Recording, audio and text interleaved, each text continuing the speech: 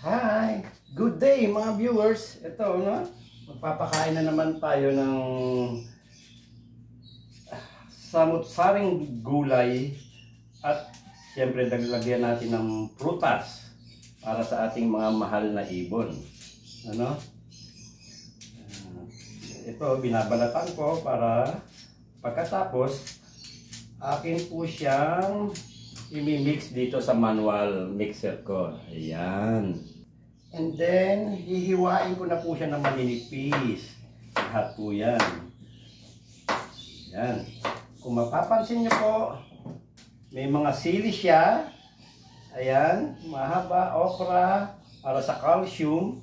At yung mga maanghang.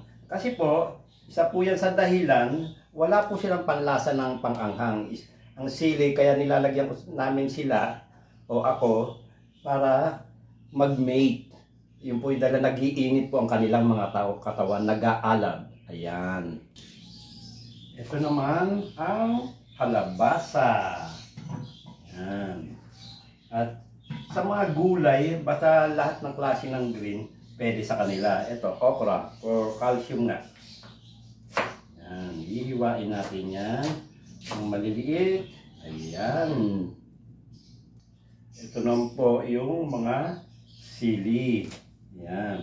Pagkatapos ng sili, ito ay babalatan na po natin yung mansanas para naman may sahog siya na prutas. Ito naman po yung pechay. Wala tayong pechay Tagalog dahil sa tag-init. Kaya ito muna, pwede naman ho ito.